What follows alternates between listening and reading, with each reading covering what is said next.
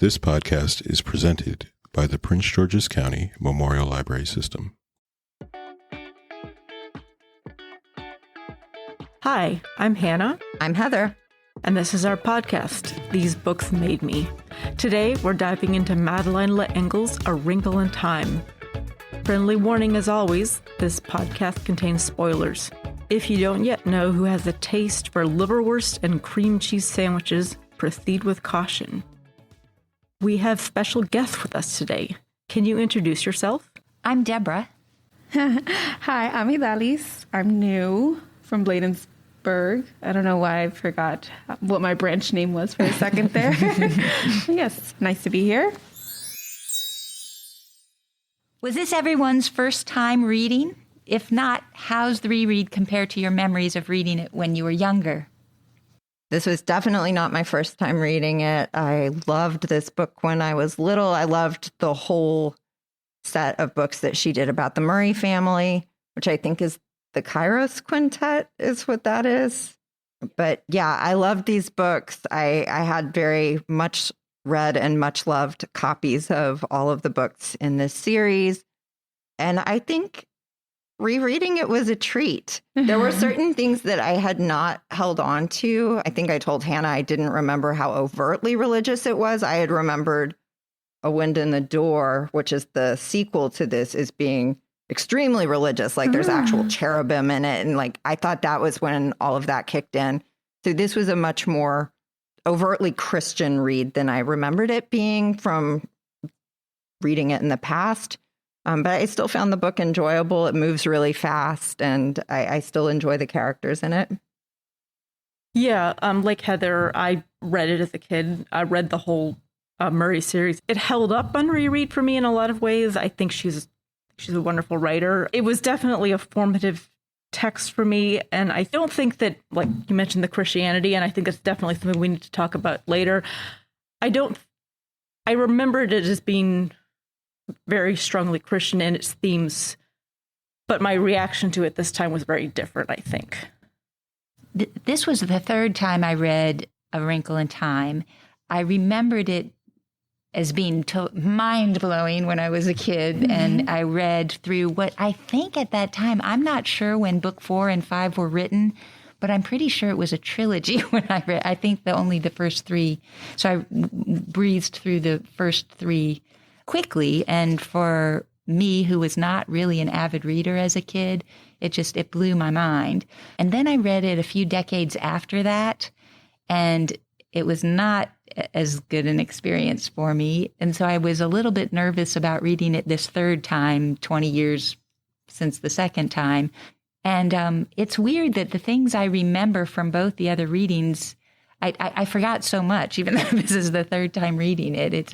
But certain things stuck out for me, and I still I have a slightly different. I always remember Charles Wallace and his name, and thinking he was a great character, but I didn't remember exactly his role in this book very well. So yeah, it was interesting to reread. Yeah, so this is my first time reading this book. Not the first time I've ever heard of it. It was actually pretty easy, pretty breezy to get through. I found it interesting.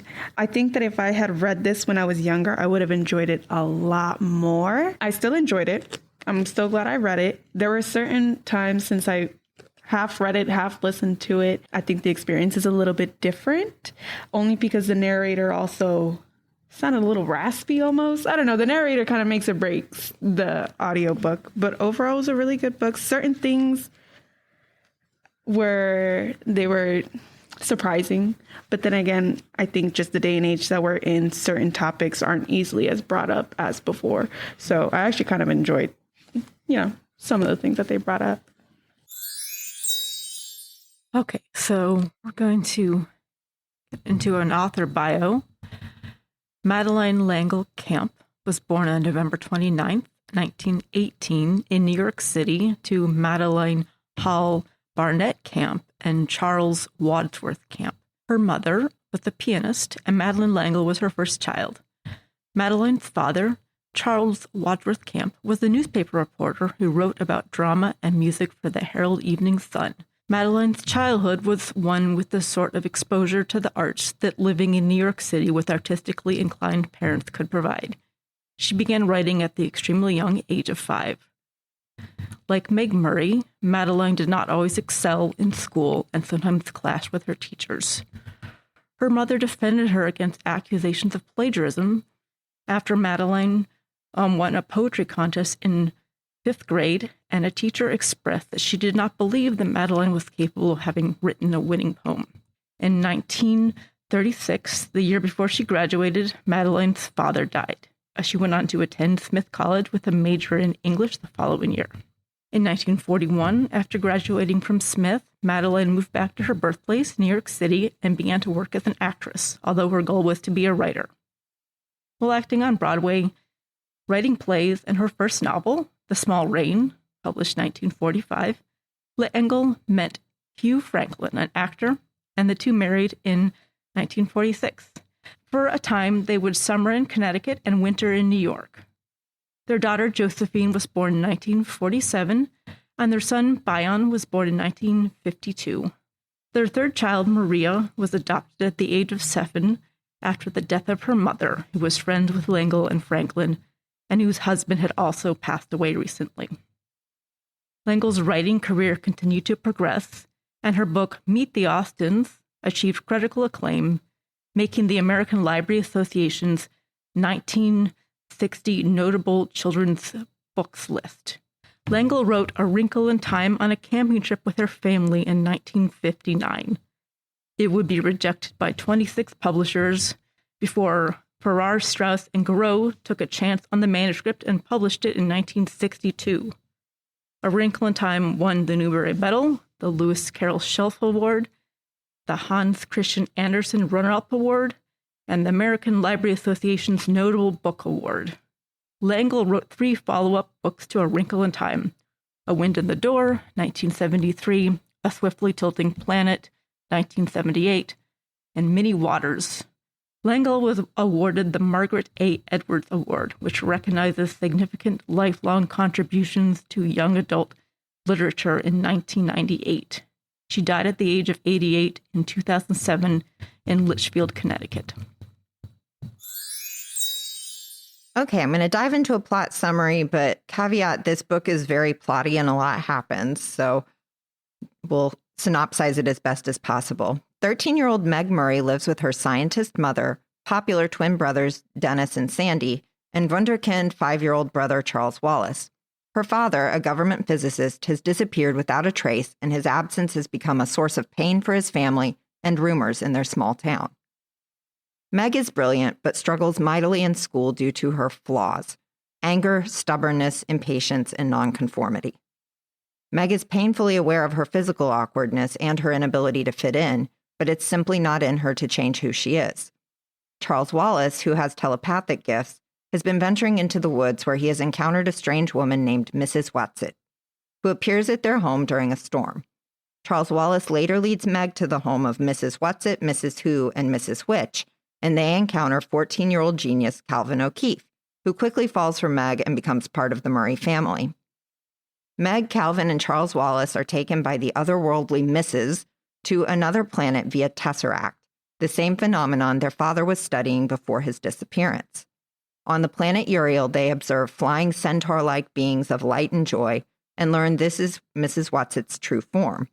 From the planet, they observe the Black Thing, a creeping shadow of evil. They visit another planet and are shown Earth, enshrouded by the shadow of the Black Thing, in the crystal ball of the happy medium.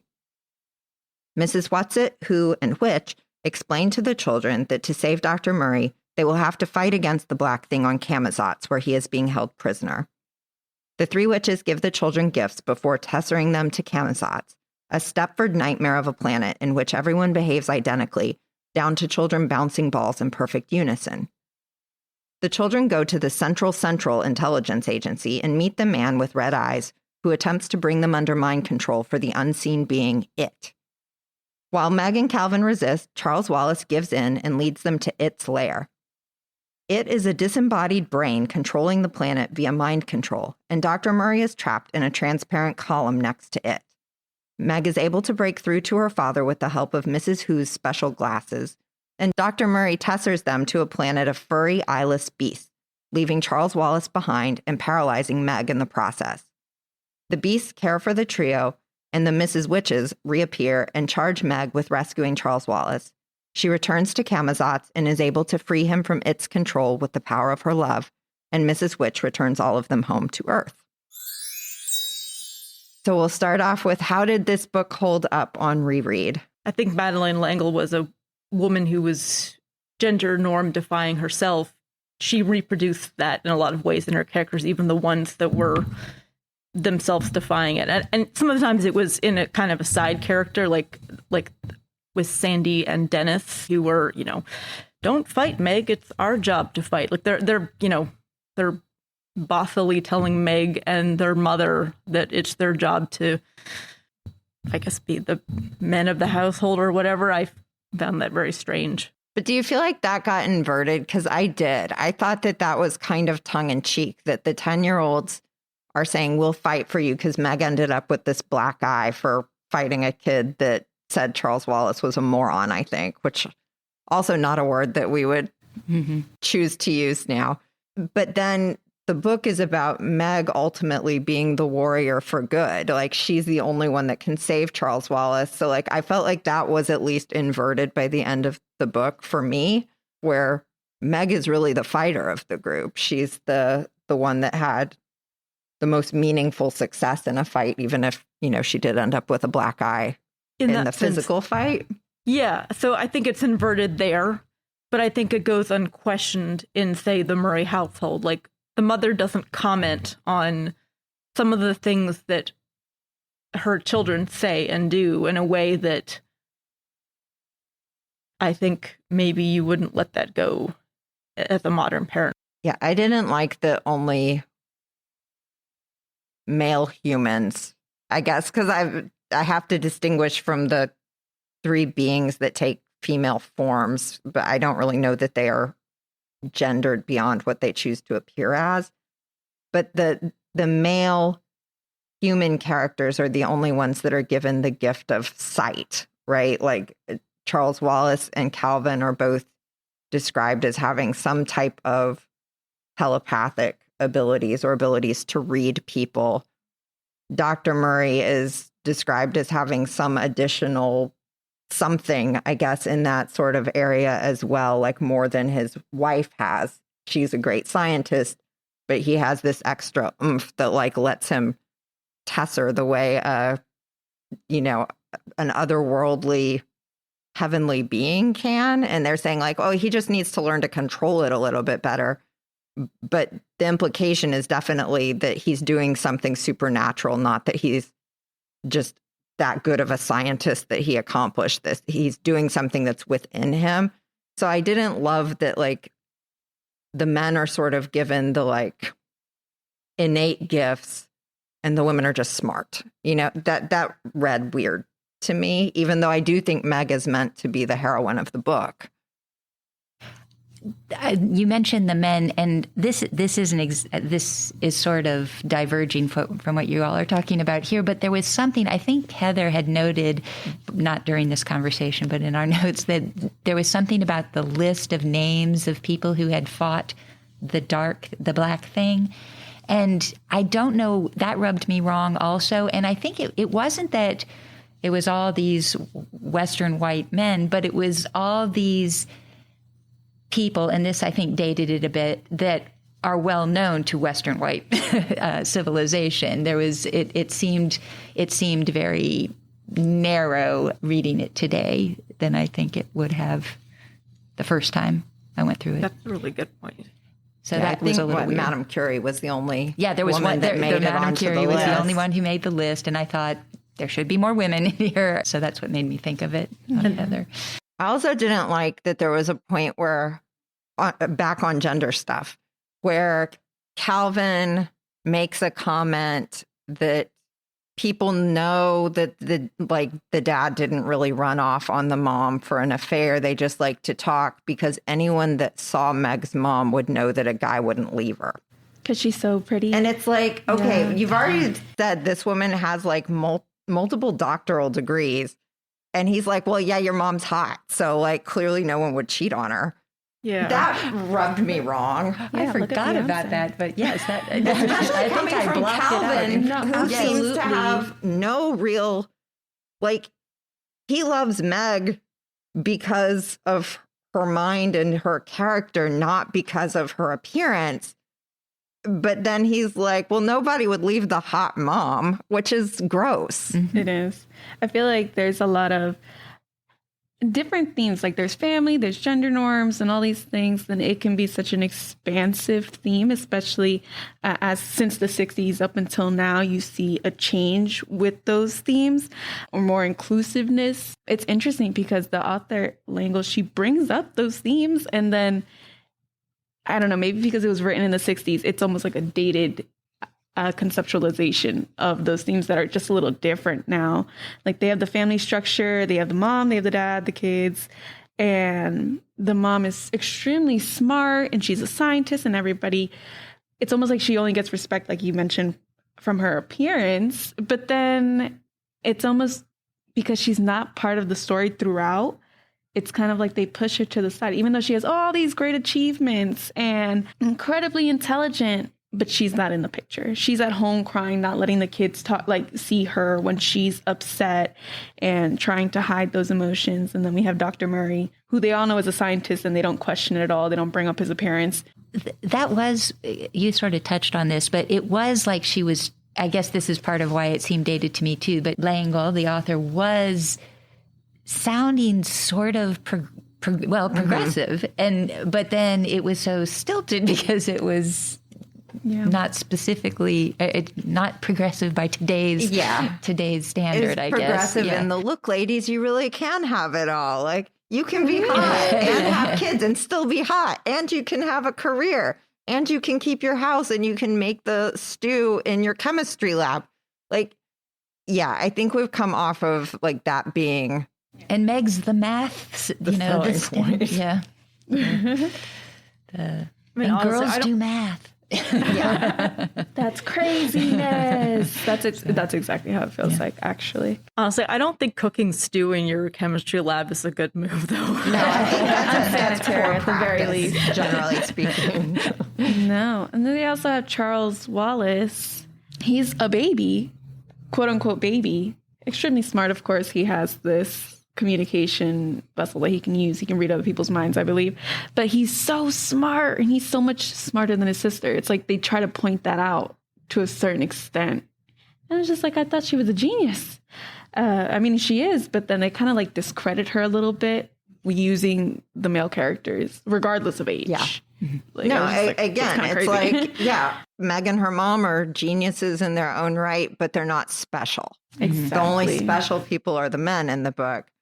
I will also say it makes them kind of insufferable. Like, Charles Wallace is pretty irritating. Yes. I didn't remember that so much. Like, I didn't remember as a kid being like, God, I hate Charles Wallace. But reading it this time, I was like, honestly, like, it's a miracle nobody has popped that kid in the mouth for just like being weird all the time and acting so arrogant. It's like this. I mean, I guess he's not at school and they are concerned he'd get beat up. But it's like, I feel like that's one of those things, like if they send him to school and he's like that, all of that sort of hubris is going to just get knocked right out of him because no one's going to tolerate that. You can't just go around as like, I'm the king of the world. Yeah. I'm so much smarter than all of you little peons. And that is his attitude. That is. Even when he's not under mind control, that seems to be his attitude. Absolutely. It's like, Meg can't understand things. And poor mom, she's so simple. She's sad about dad. It's not a good look. It's a little patronizing, just a bit. I think that they even say one of his faults when he goes into, was it the first time they went to Camazotz? Camazotz. They had mentioned him, like, you have to be careful. You can't be too arrogant. You can't be too prideful because it's going to get the best of you. And then he gets arrogant and he gets prideful. And he's like, sorry, guys, I didn't make it to second grade yet. So I'm going to try to dumb it down for you. And goes in to try to explain things. I'm like, well, that's like the opposite Yeah. of what they told you to Yeah. do. I found myself saying, because I found him incredibly annoying too this time around, but Charles Wallace, that's what I remember from being a kid, is, oh, that's middle brilliant. name. Charles Wallace, I guess I wanted to identify with him somehow. But this time I was almost angry at myself for being so upset with a 5-year-old, trying to remember, this is just a 5-year-old. He's, they don't have it all together yet. Yeah. But he's supposed to. Well, he Make it doesn't come seem across out to- as human at all. And I get that they've sort of given him this gift of sight or whatever.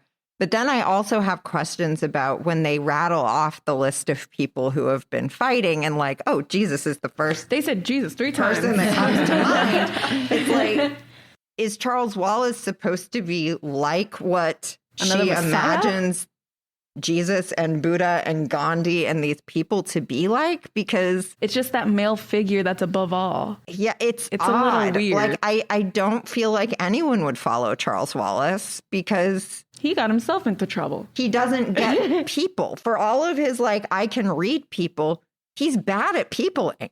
Calvin is the one that actually is Yeah. good at people. He is stuff. personable. Yeah. It's a serious case of exceptionalism. Yeah. It's like the GT class. Do you guys know what I mean when I say GT, gifted and talented? Yeah. You know, like, ooh. Yeah. Oh, sorry.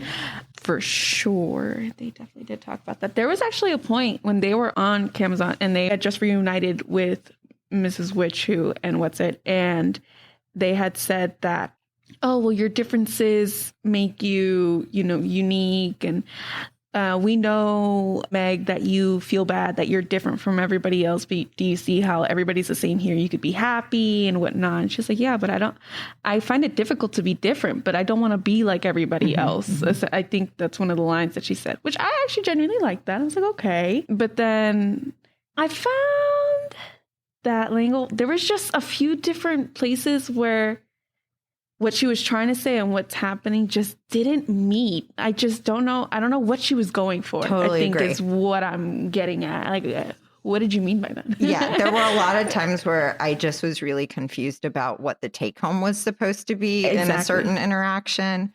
Yeah, like we get that, which I think is a valid point, that you don't want everybody to be Yeah, the same. children of the corn, basically. And everyone does the same thing. So I feel like that's supposed to be an important message there. But yeah, I don't know that that comes through all the time. Mm-hmm. Because Calvin, again, to me, seems like one of the more successful human beings in the book. If the alternative is you'd act like Charles Wallace all the time. So I don't know, like, what good is his specialness if no one likes him? You know, are we supposed to believe that that makes everyone evil for not seeing how special Charles Wallace is? Or are we supposed to believe that, like, Charles Wallace is particularly susceptible to evil because he has hubris? Like, the messages seemed very mixed to me as well, where I just am not quite sure at the end of the day what she was wanting the reader to walk away with. I think that's the general feeling throughout the book is what I got, honestly. Although there were some good parts. Like in the beginning, they referred to Charles Wallace in a more, I feel like she was trying to bring in conversation about ableism and disabled and those who, might be seen in a different intellectual capability. And I thought we were going to get into that a little bit because that's how she introduced Charles Wallace, that everybody made fun of him. They thought that he was on a different, intelligent capacity of some sorts. But then just kind of dies down. Like it's not fully complete. If that makes, like the thought hasn't been fully conceptualized just yet. It could have gone a lot further. But then again, 60s, who knows? Maybe that is the furthest it could have gone at that point. But it was just something that I found really interesting. Now, I think this book needs to be a lot longer than it is, which is not something I don't think I've said about any of the books that we've read before. I've complained that some of them probably needed tightening up. This one, I think, I get the feeling that it got edited down I get to that. where the back half, you're just flying. Like I said with the plot summary, so much is crammed in to the back half of the book, and we sort of lose the character development that we have at the beginning of the book. Yeah. And I think it hurts it because that is where I'm getting confused because now I don't know. I don't really see what arc the characters who aren't Meg have had. I think the world building absolutely does. Like, I feel like it's pretty deeply well rooted into the world that she creates in the book. Like, it's pretty well rounded. Now, it does say on the back of my book, it's ages 10 to 14. So obviously I'm 25 years old and I'm looking at this book in a adult fiction kind of lens. If I had read it when I was 10 to 14 years old, maybe I wouldn't have needed all that information for it to make sense for me. You know, when you see certain things, certain big things will catch a kid's attention and be like, okay, they can connect the dots, which is great, you know, inference. But I think just if it were categorized as an adult fiction, then we can have some problems with it. Yeah.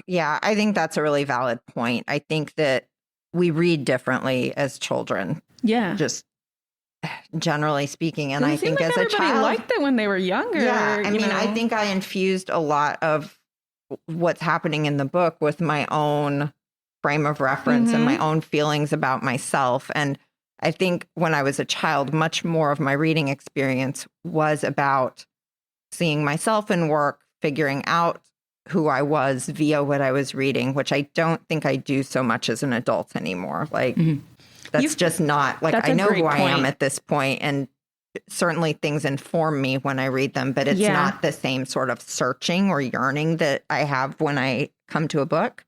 I can definitely see that, because this is around middle school time. Middle school time is confusing. It's a lot of confusion. You have a lot of questions. You feel very odd. Everybody feels odd. Everybody feels like they're not part of everybody. And you definitely see that with Meg. She feels different. She doesn't really feel like she connects people at school. She has issues with the teachers. She's seen as an outsider. And the book really embraces being an outsider and acknowledging our faults, acknowledging our strengths, and I think being comfortable with who we are. And that's great. If that's the selling point, that's great. I love that. Of course, individuality is amazing. You know, be yourself and embrace yourself. That's great. It's just like she does it for Meg, and then she doesn't do it for everybody else, but then she does, and it's halfway done. I don't know. Needed to be fleshed out. It would be really, really cool if that could have been done. We get little snippets of that. Like, I think that very brief scene where you see Calvin's family. Yes. And his reaction to that when they're with the happy medium, and she shows, I mean, it's very brief. It's like one paragraph, and it shows his mother is just bedraggled. She's missing her teeth. She's beating the younger kids with like a spoon, I think, and she's screaming. And it's clear that, you know, the family is in chaos and everyone's unhappy there. And his reaction to that, he says something basically along the lines of, no, it's okay. I want you to know. Like, he wants to be seen for who he is, really. He, you know, he's spending a lot of his time hiding parts of himself from people so that he will fit in. And he's, you know, he likes basketball, but like, he's doing the right things to be part of the crowd and fit in so that he can have his specialness and not get beat down for it, which is probably also what's happening to him at home, where he's just, you know, the freak brother, not, you know, it's not valued. And I think that that was a really beautiful moment for him, because the rest of the time we don't get a lot of good development for him, especially in that half of the book. He's just kind of there as a foil for Meg. You know, he clearly he's great because he sees her for the beautiful person that she is and immediately falls in love with her and is protective of her and like sort of does the like white knight thing. And that, I don't know, like that, I don't remember that bothering me when I was a kid. And I don't even really remember, I thought the Meg and Calvin romance kind of came later, but it's from like their first encounter. He's just like into her. So it is, like how you read it differently as an adult. Like, I'll see those like little like microseconds of like, oh, what this book could have been if she had more time or if she had written it more thoroughly or more towards an adult type of view.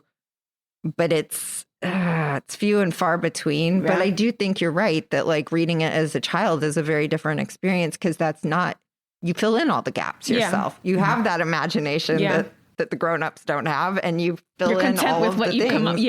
And it is what it needs to be for you. And it doesn't quite work that way as an adult now.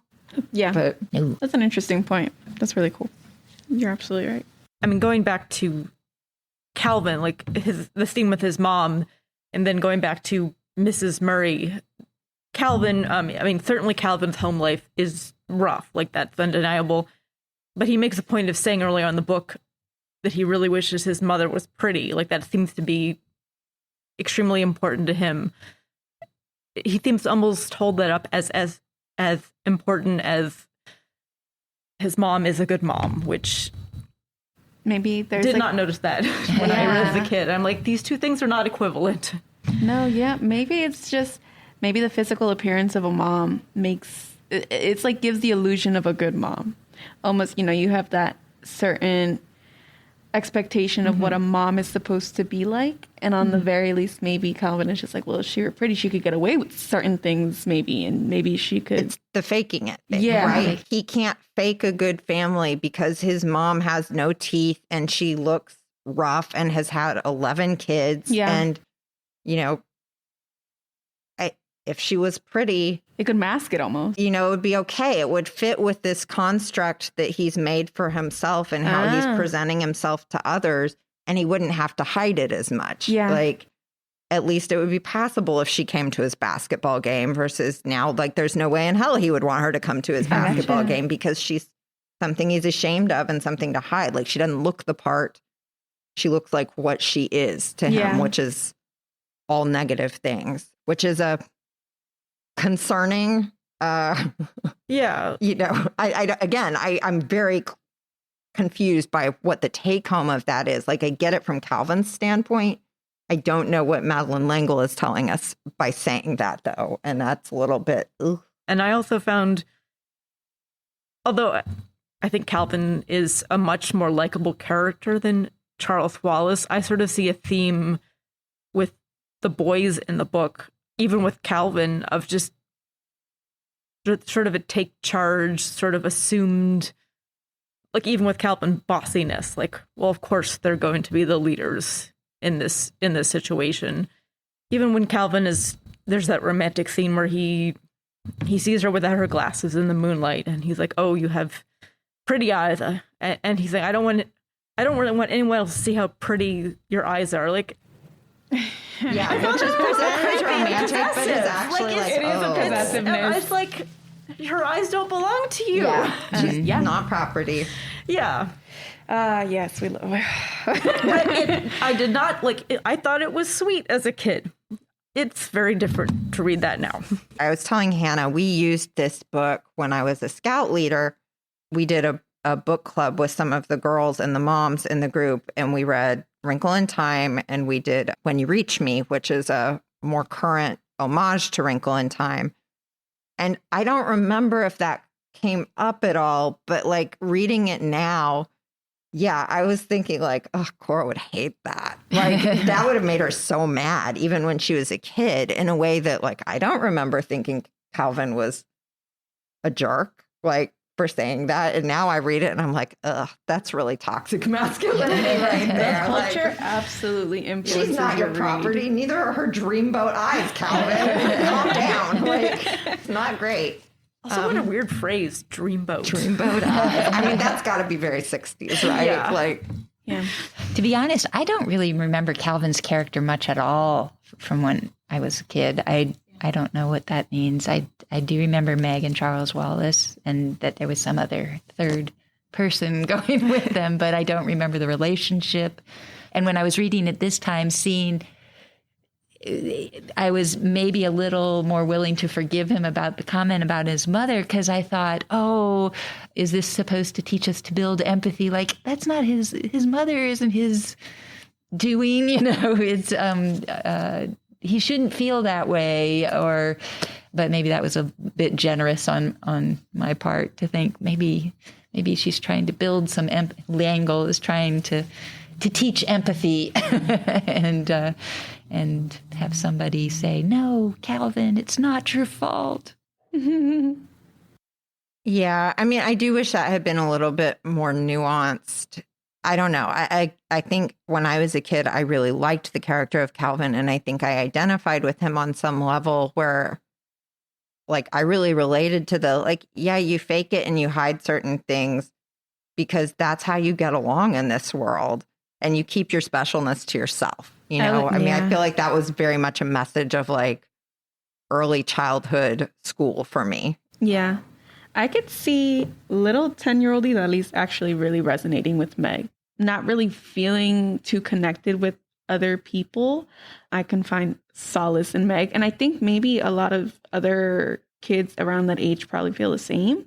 And so maybe those nuances that we're looking for, those, you know, fleshed out ideas, maybe they didn't matter to us so much when we were younger because we were like, yes, Meg, I feel you. Yeah. Like, you know, there's that relationship between the reader and the characters that might have been developed easier based on what the kid needed at that point. And I think you brought up a really good point, Idalis, about how like middle school being a hard age, and you see like Meg is having that awkward, that really hard stage of growing up. She's right in the middle of that. Yeah. No pun with middle school intended. I love a good pun. But, you know, she's like, we see from the beginning, like she has hair struggles. She has braces. She's like glaring herself in the mirror. They like do talk about her tongue rolling over the braces. Yeah, like she's conscious of it in the whole book. She's like, you know, thinking about her braces the whole time. And she's like thinking about her hair, which we just did the Anna Green Gables episode. So like, I think it's funny that she has brown hair and she wants like red hair like her mom. It's implied at some point. So everybody wants what they don't have. But, exactly. So I mean, I think it's, if you read that at the right age, like it's very relatable. Everybody's like struggling to feel comfortable with themselves. And her experience in school, I know I'm reading it differently now as an adult than I did as a child who always did the right thing at school and could not understand Meg. And now I read her and she was like my hero. It's like, yeah, she doesn't feel like doing this. Right? And every teacher too, they were always like, they would say snarky things to her because she got an answer wrong. And I'm like, really? That's unnecessary. Maybe L'Engle was tapping into, I think, her experience in school is she felt like her teachers were constantly pestering her or calling out her mistakes or anything like that. Maybe that's, you know, her view on teachers. And she let us know. It is interesting when we were researching the author. She says in multiple interviews that she struggled mightily with math and science. Like she really was on it when it came to the English stuff and she understood, you know, language very well and she did well on that front, but really, really had a hard time with the math and science. And then to pick a book that hinges so heavily on math and science, at least nominally. Now, I think we should talk about that is the physics and the math in the book. Yes. How'd that go for everybody? It was during that specific time that I was listening to it. So in the book, it has the pictures. You know, you have some pictures of the little two-dimensional little tesseract loop with the little. Exactly. I did not have that while I was reading it. And so she's explaining these dimensions. But just like everything else, I feel like it was slightly touched on, not exactly delved into, because that's a whole. It's shallow. It's a very superficial sort of understanding. But I don't know if we could have expanded it. If she could have expanded it a bit more without confusing the children or whoever the readers are. It's kind of like, I grasp what you were saying, but it still doesn't make sense. Just a little bit. I think Hannah's going to discuss the book with a physicist who I'm sure is going to have a lot of much more substantive information for us. But I'm assuming most of it is pretty superficial because I got very irritated at the point where she's trying to fight things. And, you know, Calvin said the Declaration of Independence or the Gettysburg Address or something to like fight off the mind control because he engaged so completely with the words of that it was very meaningful and kept him in himself. And Meg has tried to start something, but like she's not good with words. So then she's like, no, I got to go to something that is more everybody me. knows. And her dad has her like trying to do square roots of things too. And that bothered me because they make it sound like she's mental mathing her way to the square root of numbers like 5. You can't do that. There's nothing but memorization for numbers like that because there's not a cheat to mental math a square. It's not a perfect square. So that was for me, it was like, oh, now I can see the like, she likes the ideas of math, but math is not really Madeleine L'Engle's strength because you wouldn't write it this way if math was your strength. So then I thought that probably is true of the physics as well. But yeah, we'll talk later. We'll have a section later on where we'll talk with the physicists. We'll have some more to say about that. But I think that I think you can see that the book is filled with a lot deeper, as far as references go, literary allusions, mythological folklore. I think you can see the fact that she's a very well-read person. And I would kind of love to know some of the books she read. Like, we know that she read, like, for example, L.M. Montgomery books, because we read that in the afterword. We were talking about that before we recorded the episode. But I would love to know if she read Tolkien, because a lot of the way, and I know that maybe this is a way we can jump into the discussion on what genre this book is, because I think it's not clear. But I think a lot of the tropes in this remind me of kind of classic high fantasy. And I think a lot of, this reminds me a lot about the Lord of the Rings series, like not even The Hobbit, but specifically the Lord of the Rings. I mean, it's like classic mythological stuff, right? We have our hero's journey with Meg, and we get like her Achilles heel ends up being her strength, actually. And not to offend anybody potentially, but I do think it's interesting for a book that is pretty overtly religious at many points. She does seem to be taking a much more, I guess, broad humanistic view of religion. So it seems to me that her overarching thing is all of these things are part of religious experience because they're part of what it means to be human. So Meg's hero's journey is not that different from Jesus's path in the Bible. The science of a tesseract is all part and parcel of the wonder of the world, which is interesting and I think probably quite progressive for the time. You know, certainly she's taking a much broader view of science as all being under the umbrella, or all fitting nicely under the umbrella of Christianity, than I think most Christians even now would probably take it as. There's a lot of things that don't fit with a more narrow biblical view of Christianity. So that's interesting to me.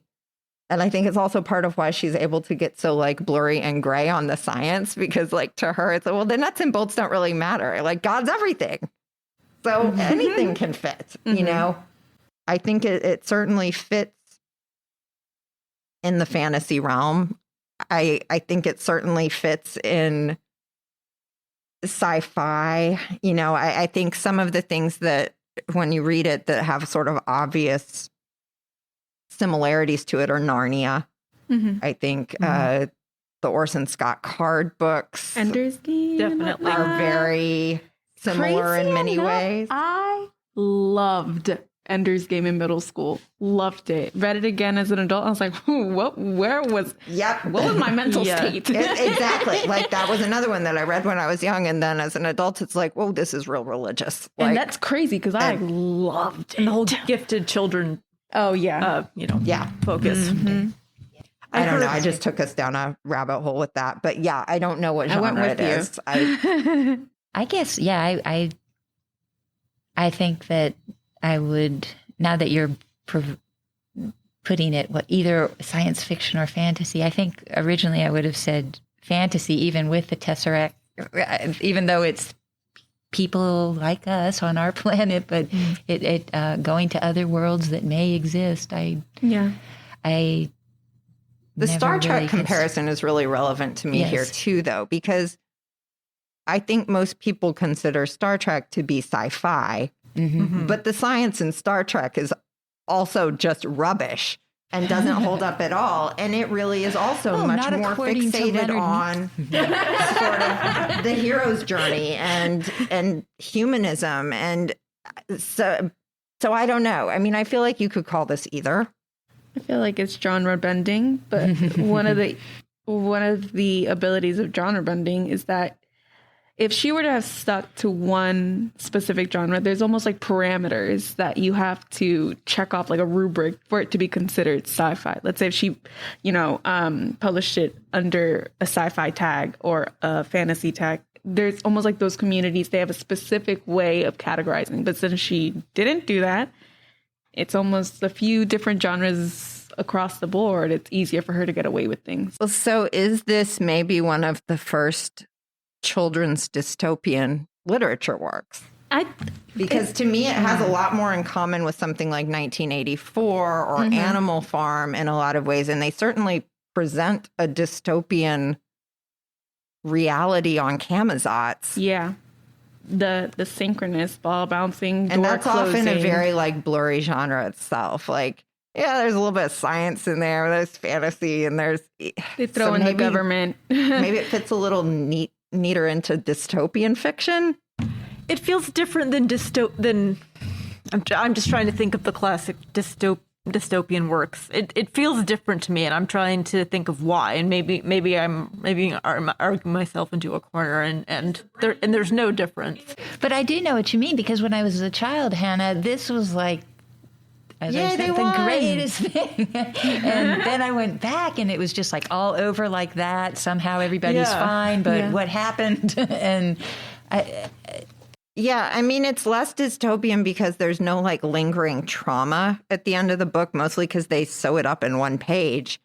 Mm-hmm. But there's no change to the condition of the universe. Nothing. Which feels very dystopian to me. It's like the efforts. Okay, well, you're still alive. Live to fight another day. Good luck with that. There's always tomorrow. I think she just got her dad back home. I don't even think, I just kind of read it as this, and I don't think L'Engle was thinking about that. To me, it almost seemed like a naive, hippy-dippy, maybe not faith, love is all you need. Lots of love. And that's the faith that you're talking about, but I'm more inclusive of any religion, or this is sounding very cynical. I did not hate the book, but it just seemed like the simplistic, but nothing resolved, hippy dippy, love is all you need. Kind of sounds like when I'm going through like an ADHD tangent, and I think at one point I'm like, yes, and I start the story, and I ended up like 10 miles down the road, and I don't remember how to get back to that first point, but at least I made it to the end of the other point. So that's almost what it like, that disjointed feeling. I totally get that. Like, again, it's just the message doesn't land for me because I don't know what the message really is. There's lots of potential messages sprinkled in. Yes. But I don't know how well any of them actually land, because they sometimes contradict each other, and sometimes they don't really seem to go anywhere. They just start. And it feels very tangential at points where then it's like not following you anymore. Yep. I don't know where you went with that one. Yes. I mean, well, I'm looking at my copy of A Wrinkle in Time. It has a genre sticker that has a spaceship. It says science fiction, which obviously is an authoritative way to learn the genre.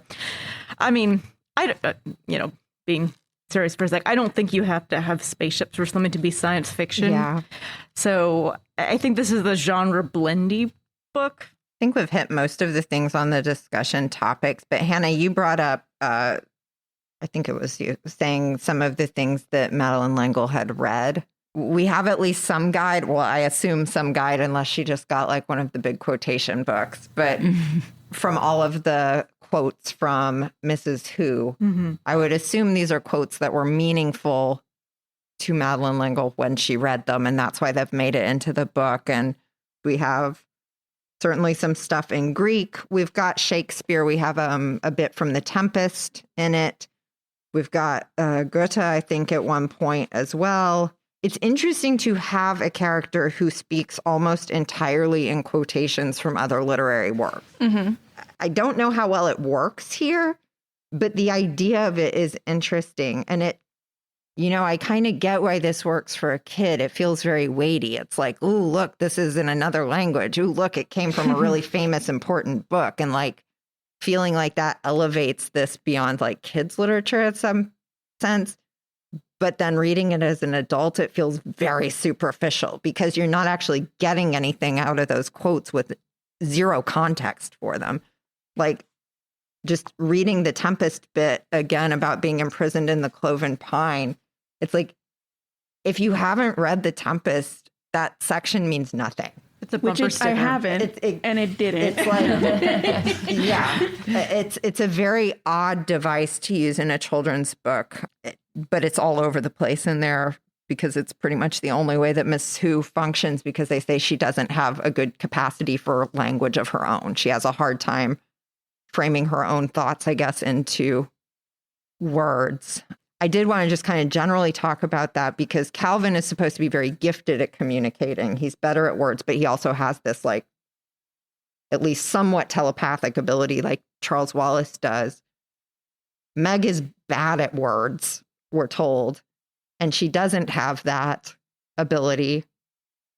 And then we have quoting Mrs. Who. I again, this is another like, what are we supposed to make of this? Are we supposed to come away thinking the words are more important than the science, or that the science is more important than the words? I feel like there is a judgment somewhere in there from the author. I just don't know what it is. I don't know. Like It's that she confusing. sprinkles the whole book with quotes. Seems like she's making an argument in favor of words being what really matters in the end. Yes. But then Meg is the heroine and she's bad at words. So it's like, no, it's just love. It's just love. Maybe that is the selling You point. gave her more consideration than I did because I was so frustrated. It was just like, no, she's just this.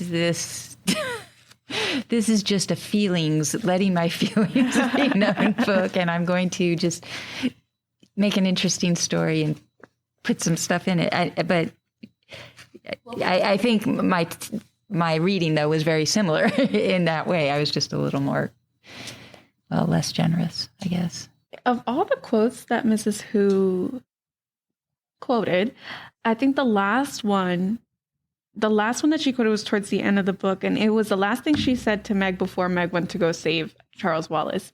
And it had something to do with God and love. And I felt like the author, like L'Engle, was culminating this big event between all those quotes, and then this is the last quote, and this is the quote that mattered. Like, Oh, yeah. The foolishness of God is wiser than men, and the weakness of God is stronger than men. For ye see your calling, brethren, how that not many wise men after the flesh, not many mighty, not many noble are called. But God hath chosen the foolish things of the world to confound the wise, and God hath chosen the weak things of the world to confound the things which are mighty. And base things of the world and things which are despised hath God chosen. Yea, and things which are not, to bring to naught things that are. Yeah. right? It's it brings to mind those. I probably shouldn't go there, but like those it's God. You don't need to investigate any further. You can't know God's plan, but this is his plan, so go do it, just Meg. stop all questioning. No, I think that was definitely the culture. Absolutely. That was, I think, the general societal thought when it came to religion, at least in the United States. Because like I said, like my background, these arguments literally sound like what they tell you sometimes in church environments. It's, you don't question God. You don't put a question mark where God put a period kind of situation. There is the power dynamic between God and people, and there's usually this connotation that people are imperfect, that only God is perfect. So if God can create maybe these group of people that are looked down upon, that doesn't mean they're not important. You know, there's a natural way of things going. At least that's what I got from that little segment. But then again, just like everything else, I was like, wait, what? What was it? What was the reason? What was the reason? I don't know. Yeah. And again, for it to end that way is, I don't know. That to me, again, puts it back into dystopian land, because this doesn't feel much like a choice for Meg. She doesn't want to go. She doesn't First want of all, to go. She's like, She wanted her dad to fix it. Like, I'm not going to do this. She's sobbing. Yeah, she was really And upset. they're just kind of like, well, you have to want to go. But okay, she doesn't. And so you're telling her she has to, but she has to want to do it. And she's like, okay, fine, I guess I'll go because this is bigger than me. That still feels very bleak you're just a pawn in the machinations of whatever this fight is between the good thing and the dark thing that have existed since long before anyone was a twinkle in the eye of the universe. You're just a pawn in that. That's dark. That's real bleak. I mean, I get that that's in keeping with a Christian worldview in some ways. It is. Yeah. But it is a very like robbed of choice sort of thing to leave her with. And just to throw another reference in here to make it more convoluted, I know you've seen this show, Heather, but has anyone else seen Buffy the Vampire Slayer? No, but I had to write a paper on it. I was a Firefly fan. Yeah, it was like a writing seminar vampire series. Like, it was very interesting. That does sound interesting. Well, I'll barrel forward with the reference anyway, and hopefully you'll all come with me. So in season 1, hopefully I'm not spoiling anyone. It's like a 20-year-old show. I think it's okay to do spoilers at this point. I haven't watched it yet. It's on there. We've already given a spoiler alert. Spoilers for Buffy. If anyone hasn't seen it yet, fast forward. So there's a prophecy that Buffy has to fight the Master, this really ancient vampire with, as Buffy calls it, gross fruit punch mouth. And she walks into the room and overhears some people saying that, her watcher, an angel, I believe, saying that she's going to die at the hands of this vampire. And she is 16, and she has this reaction of, well, screw this, I don't want to die. I quit. And she there's this very like moving scene where Sarah Michelle Gellar like very realistically acts at this child who does not want to be killed. And I kept thinking about that scene when Meg is being told she has to go back alone to Camazotz to rescue her baby brother, and there's all these adults and powerful beings. They said they couldn't take her, but then they do anything to help her. It's Harry Potter's trip into the woods. It's when he realizes that Dumbledore has raised him for slaughter, essentially. He still does it, but he has that crisis of faith where it's like, wait, all of these people that had so much more power than me and were in so much better shape than me to do this did nothing. And there's a disappointment and a hurt with that. And I do think that comes through from Meg in this with she is very disappointed and upset with the Mrs. W's for not intervening. But then at the end, they could have intervened. They did. They were like, we'll drop you off. Fine. Yeah. What? We'll I just thought you guys couldn't go near. Slide in, pick up you and Charles Wallace now that you Why does got it have him to, to be the kid? unzombie. And we said we couldn't do that, but actually we could. We just had to see if you were going to want to do this on your own. Like, it didn't. No, It didn't very click. much. Like, it's a very mixed message in this. Why is it always kids? I don't know why. I think maybe they're impressionable, but really, when you think about it, like Buffy being 16 years old, I don't remember how old Meg is. She's younger. She's younger. She's 13. And 13? 13 and being, faced with death, essentially. Like, if you don't do this, that's really going to happen to all of us. And they're imposing this great consequence on this child. And you can tell she's very upset. And they're like, calm down. Yeah. Like, you need to breathe and then you need to go. So either accept it or accept it, really. Like, there's only one way. There's only one option. So it's not really a choice. It's not really an option. Yeah. I do think Buffy is less explicitly Christian than any of these worldviews because Buffy stays angry at the power structure. And I don't know that we are meant to believe at any point that it's okay that they do this to these girls. Yeah. The only way that it's really Christian is that the crucifixes work to burn vampires. Yeah. But this very much fits with the sort of chosen one narrative in some of the other books that we've mentioned, where the message really does seem to be, it's not for you to understand. This is just right. And it's the design of things that this needed to happen. And that's... But, and Meg does come to an understanding, I suppose, which may be like, oh, it has to be me because I'm the one who loves and knows my brother. But again, going back to the love can save him, you're the one. But yes, I take your point perfect. Exactly. They're chosen one. It has to be you, even though we could help. But we don't love him as much. Well, like he didn't know his dad, I guess. There was that lack of connection. He didn't have that connection to his dad, even if his dad felt that to him. Yeah. But yeah. Each episode, we are heading into the library and talking to you. Well, not you, but people like you, right here in the stacks. Today, we want to know, what is your favorite movie based on a book? Most of them are horrible. My issue with movies out of books is I have to read the book before I watch the movie. And if it's a series, I have to read the entire series before I watch the movie. Have any of them been good? No. Lord of the Rings is like All right, Lord of the Rings and Harry Potter. are the only two. It's 2 out of how many? Yeah. World was a good movie. I read the book, and the book was really good, and so was the movie. I like the dinosaurs. I prefer the Titanic. The movie was good. The movie was good, but the book was meh.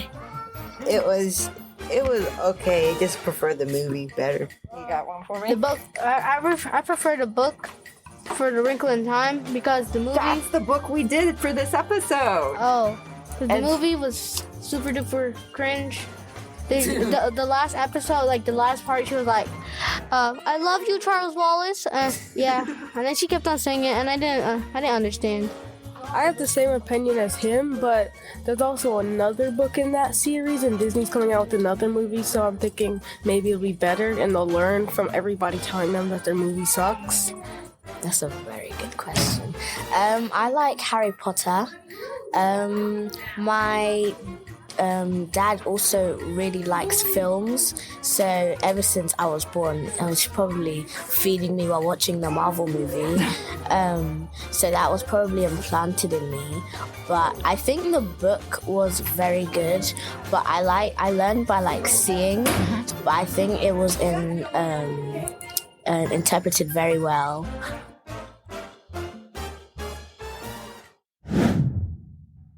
For our game segment, we're going to take a quiz, and we're going to each take it as us and see which Wrinkle in Time character we come out as.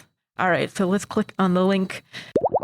All right, the first question is, choose a scientist. We have a picture of Albert Einstein, Stephen Hawking, Katherine Johnson, Isaac Newton, Sally Ride, and Neil deGrasse Tyson.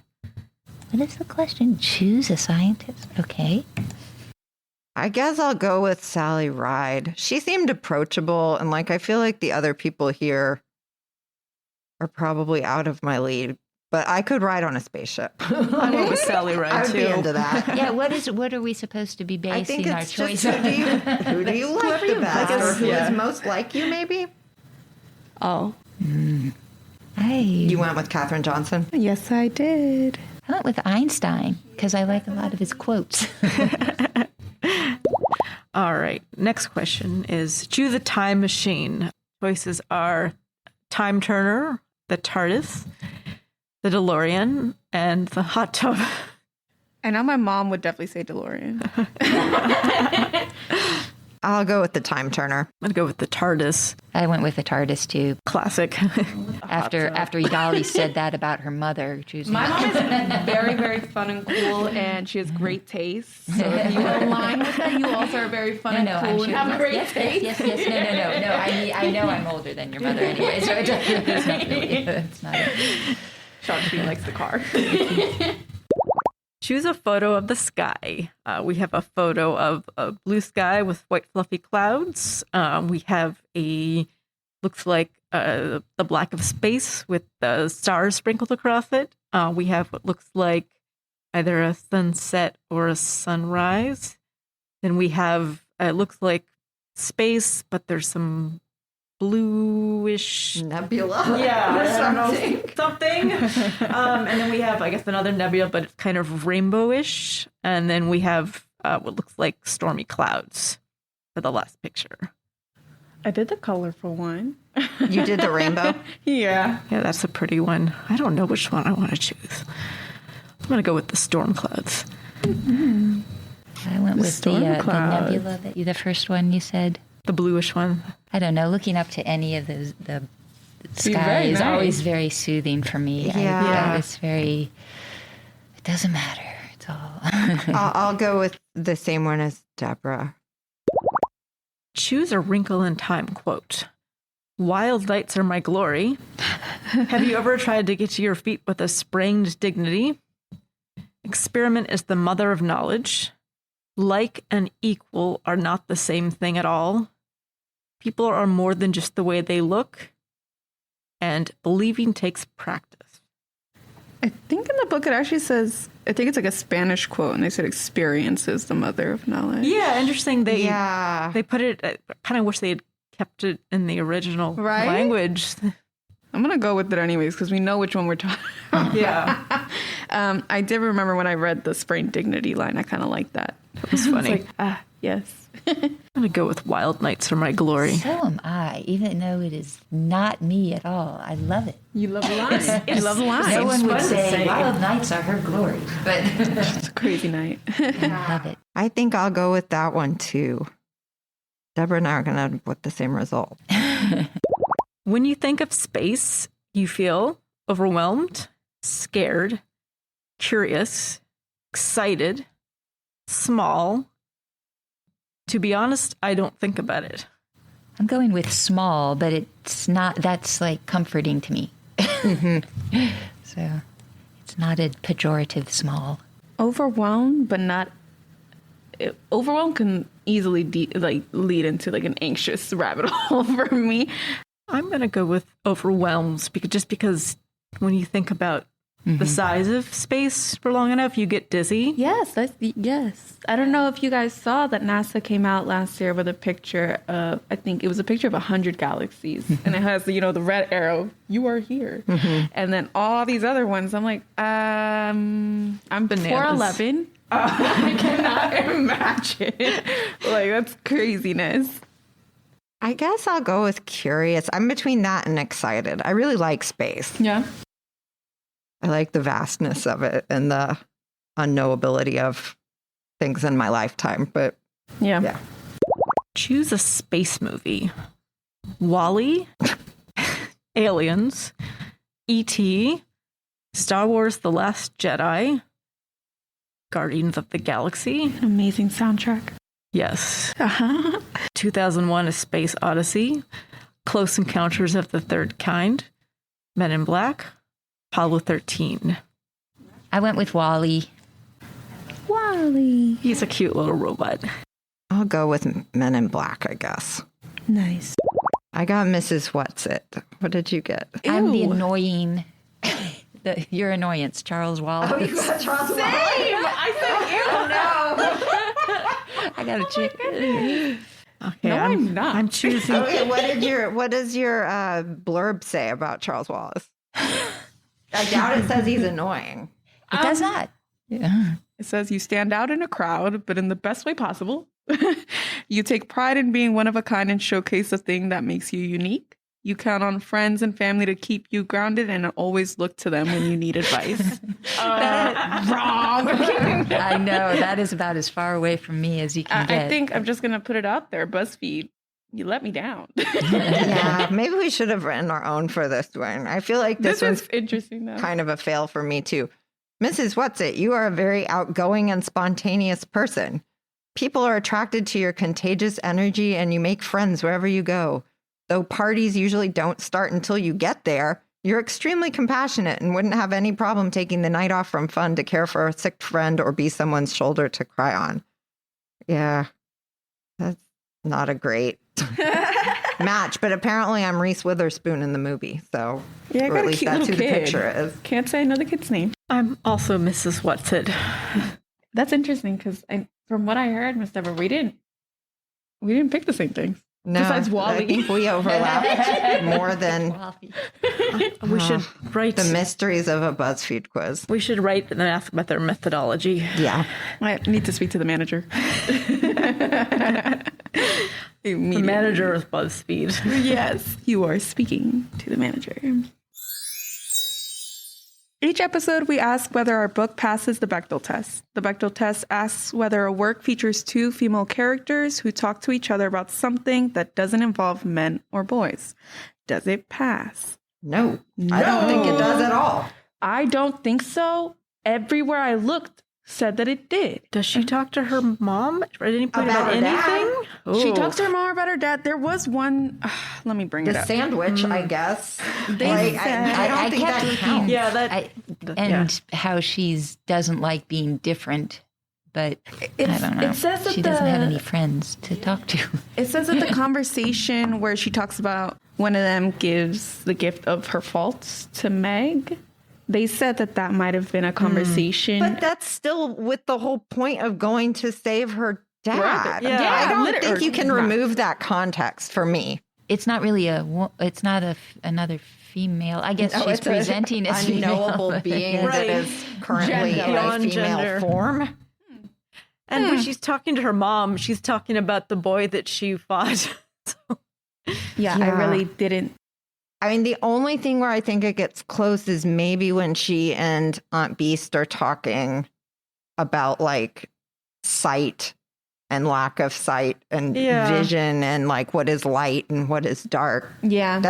But that only works if you consider Aunt Beast to actually be a woman. And I'm not clear that If it's not clear, then I wouldn't count it. type of being is gendered, actually. I feel like they settle on aunt because it's sort of a it was nurturing. better than mother or father, Yeah. they said, which makes me Yeah. think that the gender is non-important there. It's just, Is it weird that they only met for 20 minutes and that she loved her? I don't know. I really want like an Aunt Beast like squishmallow or something. She said Like her they fur just was seemed so so soft soft. and like I just wanted That's to like like me squish. cuddling with my Yeah. cat. Yeah. The beasts were very sweet. They're very nice. Very nice beasts. This is a disappointing fail but I think it fails. I think it does. Yeah, because even the overarching plot was to save her dad. So the conversations And then to pertained save and then Charles to save her Wallace. brother. So Yeah. it always related to those two things, essentially. Well, that's it for this episode of These Books Made Me. Join us next time when we'll discuss a book in which somebody holds a mock trial. If you think you know which book we're tackling next, drop us a tweet. We're at PGCMLS on Twitter and hashtag These Books Made Me. You can also send us your questions at thesebooksmademe@pgcmls.info. For historical deep dives and read-alikes, check out our blog, which is linked in the episode notes.